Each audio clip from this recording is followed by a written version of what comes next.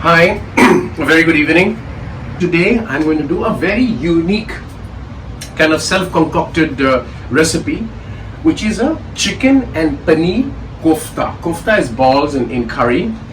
They roll into ball and then you cook them in a curry. So I'm calling in panchik kofta, paneer chicken kofta, right? You can because I have made paneer kofta in earlier sometime last year 2018.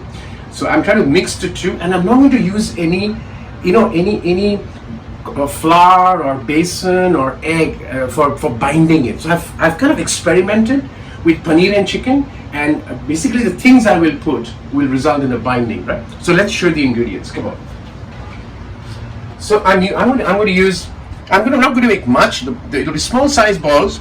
So I'm using one piece of chicken breast and kind of one half of a block of paneer. So that much of a paneer.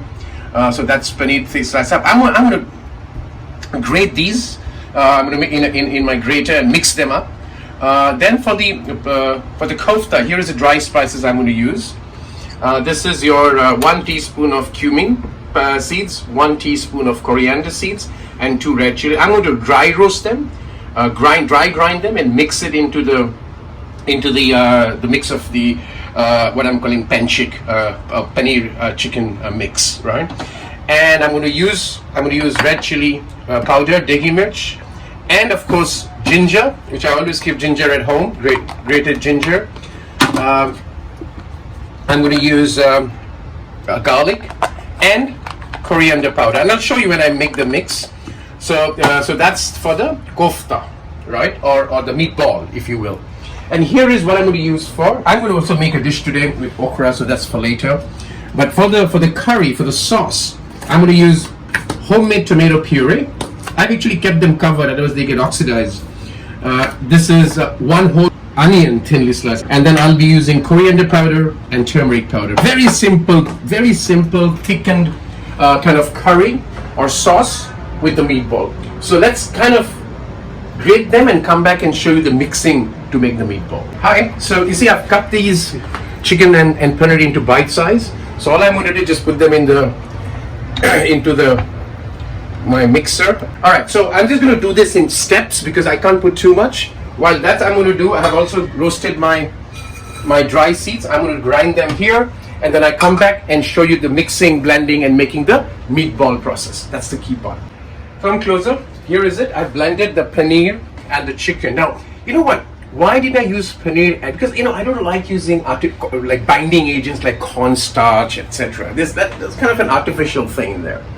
So I thought of paneer as a blender or as a binding agent, right? And it works out very good. Look at this kind of, to make a ball, it becomes very, very easy, right? See, look at that, right? So I know binding agent. And secondly, what I'm going to do, and I'm going to show you the cooking process, I'm not going to fry it, right?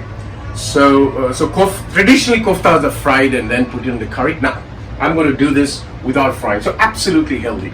So let's show you how I'm going to make the kofta ball, the meatballs. I've dry grinded the spices. I'm just going to put the spices in there, right? That goes in. Half a kind of 3/4 teaspoon of degi. It'll give a little bit of tanginess to it. Oh, sorry, hotness to it.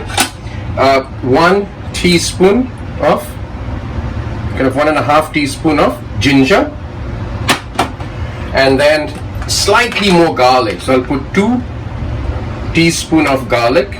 That goes in, or maybe 2.5. And then I'm going to squeeze the lime. Right, a little bit of that lime, I squeeze it around. Right, that goes in, and then I'm going to basically bring this in a mix. And as I go, I'm going to put the coriander powder. So let me put a little bit oil. Right, so a little bit of oil in there. Normal vegetable. This is normal vegetable oil, not mustard oil, because you don't want the smell of the mustard oil to carry on with the thing. So I'm going to make it into a paste, come back and show you the next step of making it into the ball. Come here. So you see, I'm making this a nice paste. One item I'm going to put now is 3/4 of a teaspoon, of a spoon, a tablespoon, 3/4 tablespoon of yogurt goes in there, right? So that's it. Now I'm going to make them blended and come back, and at the end make it into ball, and I'll show you how I'm going to make the meatball, and we're going to go from there. Hi, if you can see the batter for the meatball is done. The green ones are the coriander leaf, which I put in between. Now to make the ball. To make the ball, the first step is I take up my square plate. I put a little bit of oil. This is not going for baking or anything, but I just want to make sure that it doesn't stick. Otherwise the ball, because I'm not using any binding agent, I don't want it to stick on the plate. So I do this with my brush. Then I took a little bit of oil in my hands, washed. Make sure you wash your hands prior to that. I do this, oil in my hand. I take a small little piece and then roll it into a ball. Right? I want to make it smaller ones. Roll it into a ball in my hand, and there you go, the kofta. So I'm going to do this. So if Judy can come here, I've got kind of 2.5 tablespoons of mustard oil. Allow it to heat it up, and I've got, the reason I have got these onions thinly sliced instead of chopped, what they will do, what the onions will do, it'll create a bed so that when I put the meatballs in, because I've not fried them, so I've got all the meatballs now made into, the dough made into meatball, the kofta and chicken dough. So what it'll do is it'll create a bed for the koftas to rest on, right? So it doesn't stick and break. So then at this stage, the oil taken away from the onion, and I'm going to put kind of 1 teaspoon of turmeric. I'll just lower the flame a little bit if I'm doing this, and 1 teaspoon of coriander powder. Right? I'm not going to use cumin, etc., because it's already in the meatball. No garlic, ginger in this base, and then once I've kind of light fry the masala, I'll come back into the last 2 steps. Well, the masala has really well blended with the onion. At this stage, I'll put the tomato puree. Right? I kind of fry the tomato puree, mix the tomato puree a little bit, and this is again homemade tomato puree. I just heat the tomato in warm water, take out the skin later, and then just puree it. So nothing from the marketplace, right? The tomato, well blended. Final ingredient. Remember, I've not used much spices, no garlic, no ginger, because all of that is part of the meatball. So I'm going to add this and stir it. Again, when you put yogurt, don't put everything together because you need to blend it first. Otherwise, it can become lumpy, or worse, it can burn. So it is kind of light sauce. At this stage, I'm going to add water. This is again boiling water for the sauce. And I'm going to bring this to a boil. And at this stage, I also do my salt test. See, the sauce or the curry is boiling. At this stage, I'm slowly going to put the meatballs into the curry. You have to be very careful so that they don't. And then I'm going to just do the next step. So I've laid out all the koftas and the meatballs into the sauce. Keeps it boiling, and then immediately I will cover it so that it cooks. The top part of it cooks, and then I'm going to, after about 2 minutes, which I've timed it, I'm going to flip it over and then simmer it for about 20 minutes. We'll do the last step when I come back. Hi, so my timer is up for 2 minutes, which I flipped. So I'm going to just use this piece of cloth and remove it. Beautifully done. Now what I'm going to do is flip it over a little bit. I'm just going to flip them over. They won't break now, they're all done.